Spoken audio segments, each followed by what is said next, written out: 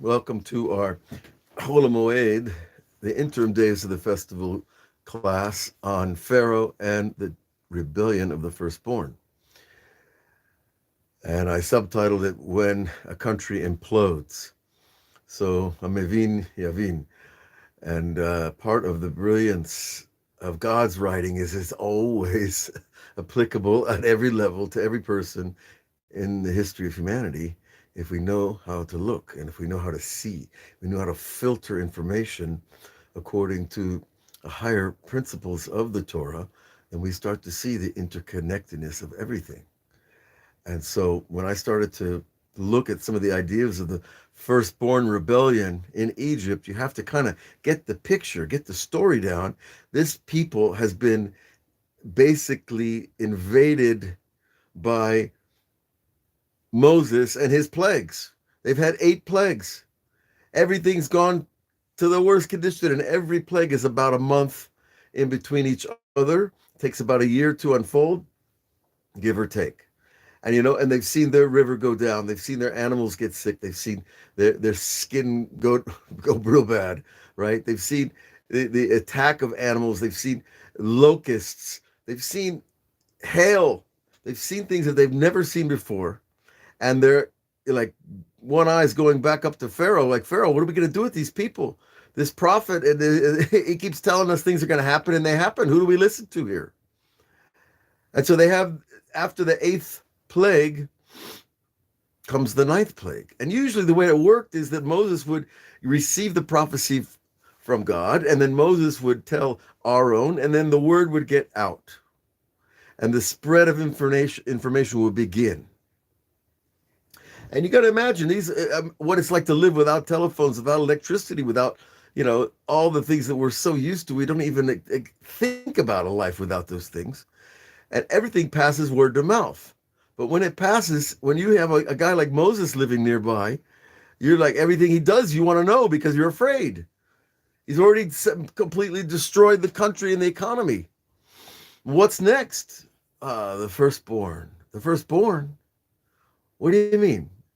Well, in Egypt, my friends, the firstborn was a class unto itself. It was a ruling class. It was a political class, and they had rights and powers that other people in the families didn't have.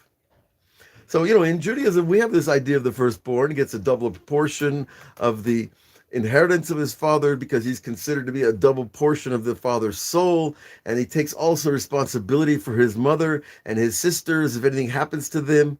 So the firstborn is an important person in a family structure, especially the ancient days, right? Because you didn't have a 911 to call when you had trouble.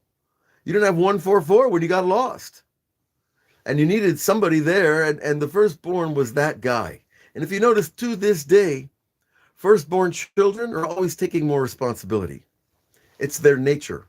And whether men or women, they're still looking out for the kids and the family beneath their circle of influence. Okay, so the firstborn get the word that there's a new plague and it's going to go after them. Now, what do? You're a sane thinking person.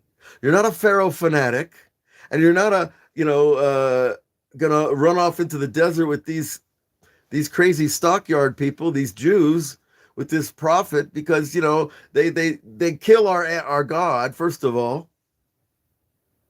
Now, until, of course, the night of going out of Egypt, the night that the pestilence came, was when, of course, the angel of death came through the cities of Egypt and wiped out the firstborn. But they'd already seen enough death, and they understood that they were in trouble.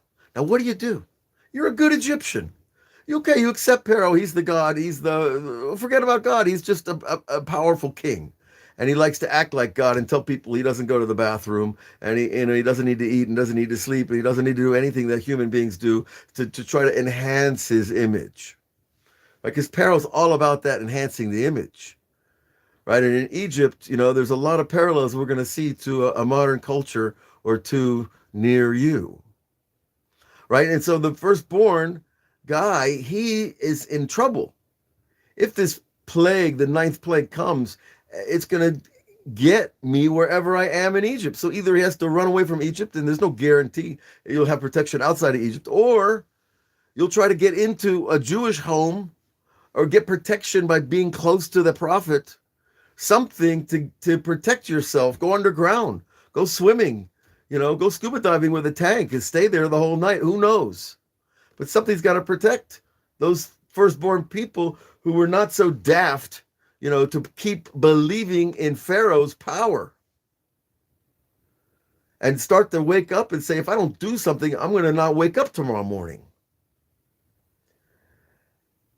And so what happens? The firstborn, they were a leader class, so they already understood a little bit about people management, about public relations, about the power of influence, and they organized themselves and conducted a rebellion against Pharaoh and his army.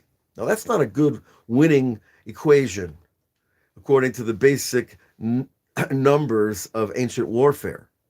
Because how many firstborn guys are going to show up? How many are going to be able to fight? How many are going to be trained like Pharaoh's warriors? But they conducted a rebellion, and they demanded that Pharaoh let these Jews out, let them go, kick them out. And Pharaoh was not having any of it. They're my working force. I'm sorry. You can't kick out all my ACLU. You can't kick out the Teamsters and the longshoremen, and you can't kick out all my workers. And he stood up to them, and many, many firstborn were killed in that rebellion. But let's think about this for a second, a little deeper. What was going on in Pharaoh in his mind and with his advisors? What had happened over this year of hell in Egypt? Remember, he first had a decree against the firstborn Jews, any firstborn male in the river. And these kids didn't know how to swim. And Pharaoh was merciless. Okay, one got saved, and his name was Moses. He had a righteous sister named Miriam. She saved the baby in the basket. We all know the story. But a lot didn't get saved. So God is a very, very precise accountant. And so, but what he did before, what Miriam said to her own mother, you're worse than Pharaoh because you're splitting up the family. You're splitting up the husband and the wife. You're attacking the family as the central structure of society. Without families, imagine what life would be like. Just everybody's single and everybody does whatever they want. No family loyalty, no family support system, no family identity. Erase your individual history with one fell swoop of a pen. No more family. Pharaoh was attacking the family, number one. Number two, well, he got to, as we said, the decree against the firstborn of the Jews. That's genocide. Or rather, more accurately, gendercide, as they call what happened in China the last couple of decades. Gendercide. Kill the firstborn males. What else did Pharaoh do? Well, he enforced labor. He made the Jews build cities and monuments for him. And on top of that, eventually, he made the working conditions worse by taking away the straw. In other words, when the corporations making a lot of money, they're big and large. But suddenly, things get a little tight in the world economy, and they take away your stapler. Oh, and they take away your tape. Oh, and your clips and your paper clips. What's happening out there? I read the news a little bit, enough to see absurdity when I know it. Trimming the benefits, we could call it nicely. That's part of the feeling the squeeze in the economy. And then, of course, in the culture itself, there's a whole role change going on. Pharaoh makes the women do men's work and the men do women's work. Gender identity starts getting a little sloppy. And then clothing starts to be shared. And makeup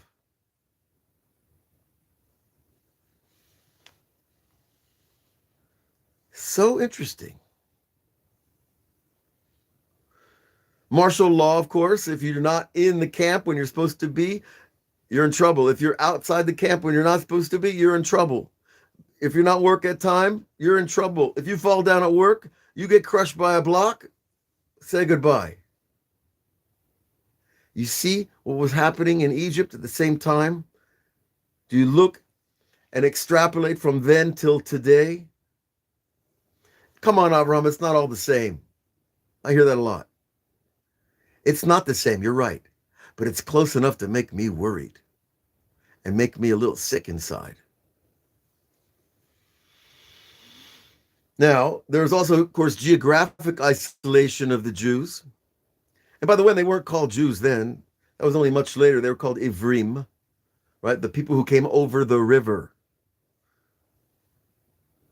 Geographic isolation meant racial separation. Why? Because those people eat meat. Those people don't worship our cows. As a matter of fact, they raise the cows in order to eat them. We can't get near them. They're disgusting to us. Racial segregation. Interesting. What happened in the cities of Poland in 1939? Put all the Jews in their own little ghettos. Racial isolation is another form of population control. Now, controlling the media, I don't know what about media they had back in the day. The media was probably, like we said, the word of mouth from one person to the next. But that can be controlled too if you have enough of the right messengers putting out the message. Well, where do we see this? Because when the ninth plague was announced and the firstborn were organizing to have a rebellion against Pharaoh, the people were running and screaming, it's going to kill us all. See, so they got the fake news. They got it a little wrong. It wasn't a plague just to kill everybody in Egypt. That would destroy the purpose. God wanted the Egyptians to know that there is one real God and stop worshiping, jackals and sheep and cows and the river and the mountain and the spring and the palm trees. Get it straight, folks. Download a new software. Quit worshiping the things you love. Even if they give you food and water and clothing, you don't worship them, you worship the one who made them. Well, God wanted that message to go out, so if he'd killed all of Egypt, he could have done that very easily with that plague. That would remove the purpose of the whole story, is to make God known in the world so that human race would be elevated to a new level. So the fake news went out that everybody's going to get killed. That's a good way to induce fear and compliance.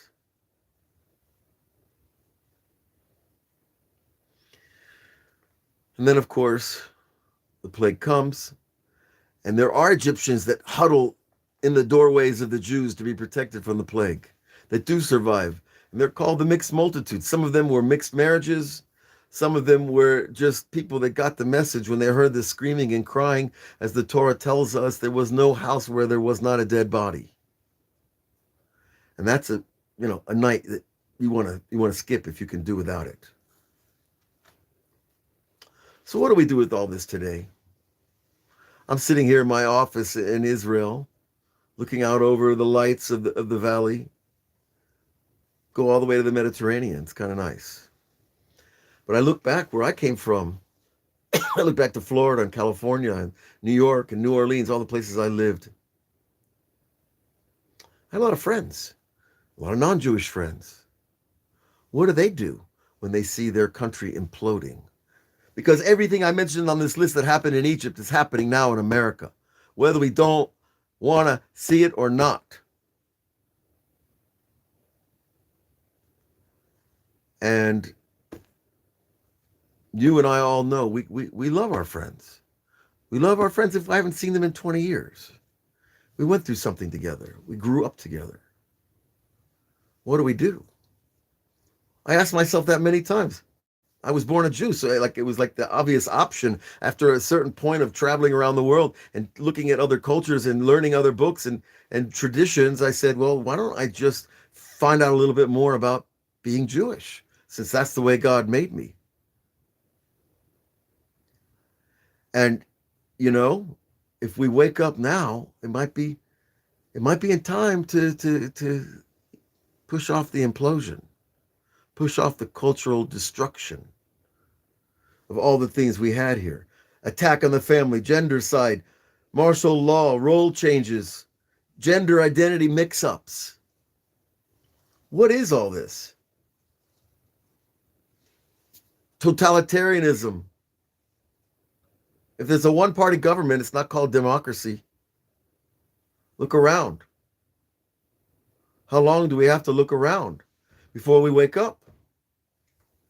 They even the fight over language itself is so absurd, it's nauseating. The fight over pronouns in government documents. Are you kidding me? Is that what America has trouble to deal with? Is that where the problems are? If we could just get our pronouns right, maybe people would stop committing suicide and overdosing on horrible drugs. Sure. Aren't you upset? I'm upset, but I got a lot of help here. I got a wonderful situation, a wonderful wife and kids, and yeshivas and rabbis and very wise people that have been doing this their whole lives. But what about the people who don't have it behind them? Well, God said, no, I give you the internet. I give you every piece of information you ever needed is right here online. And the Bible has been translated into every language that we need. And the kabbalah is everywhere. And the chassidut is everywhere. And God does it that way so that the human race can wake up. And there is a chance to save ourselves, if not our nations.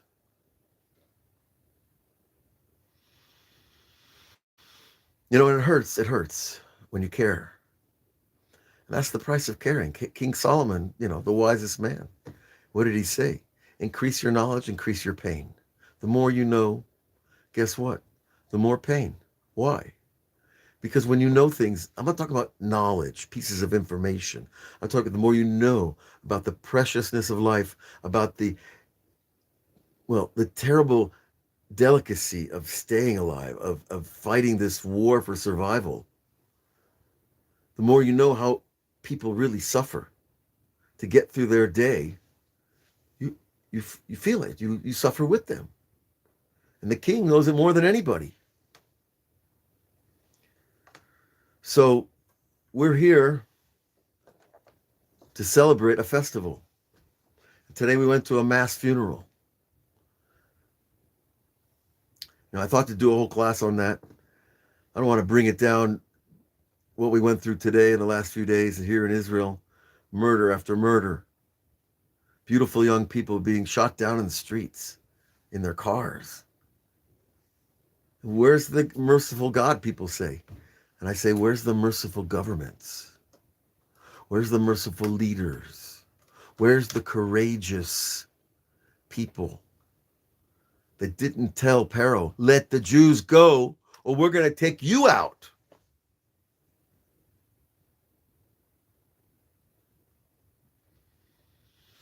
But sometimes there's no success. I think there was something like 17 murder attempts on Hitler, and they never succeeded. They couldn't take the guy out. So that only tells us that we don't understand the calculations in heaven, not in Egypt, and not in Nazi Germany, and not today as well. But we do know that there is a great comfort, and we had it in the Haftorah on Shabbat. The Haftorah is the extra reading we take from the 24 books of the Torah, and we took it from the 37th chapter of Ezekiel, and it tells us over there how one day there's going to be a revival of the dead. And when I first learned that, I said, oh, I don't know, that's too hard for my brain. My faith isn't big enough to believe that everybody's going to rise up out of the grave like a Hollywood movie. But you know what? After all this pain and suffering that I saw today at this graveyard here in Gush Etzion, and the screaming and the crying for these beautiful young women shot down in their own car, I said, the only true comfort is the fact that we're going to see them all again. That God is going to change the world. And how he's going to do it is separate the good from the evil. And you better be on the right side of the fence. Because when the separation happens, there's no turning back. And Pharaoh's soldiers, why didn't one of Pharaoh's soldiers get out of they see the sea opens. If you were on a horse going to fight the Jews, these peasants, right? These peasant farmers and cattlemen, and the sea opens up for them, you're going to go right into the sea after them?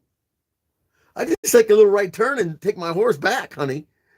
Why am I going to drive into the ocean after I see them get over there, have a miracle for them? Why is the sea going to stay open for me, an Egyptian warrior, following this idiot Pharaoh? Why do people follow idiot leaders into the ocean and drown?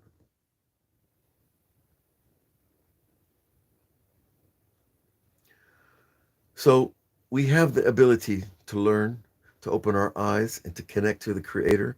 And that's what we're here for ultimately, to develop that connection to your own piece of God, to your own spark of truth. And when you attach to it enough, it will give you the courage to go where you need to go and to get out of the way of that wave. To not walk into the middle of an empty ocean, hoping it doesn't close back on top of your head.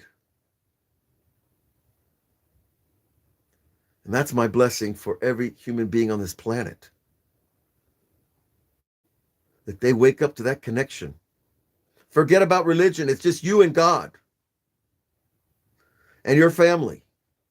Forget about the laws. Start with one law. Get to know God.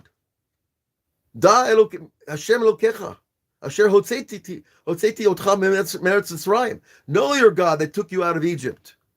Your Egypt. Your slavery. Because humanity has been enslaving itself so long, everybody has a piece of slavery consciousness that we have to vomit out.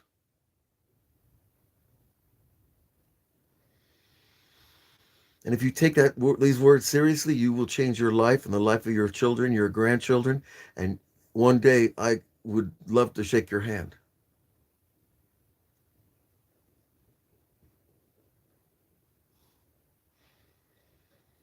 And if you heard those people wailing at this funeral, I'm saying it's supposed to be Yom Tov. It's supposed to be a festival.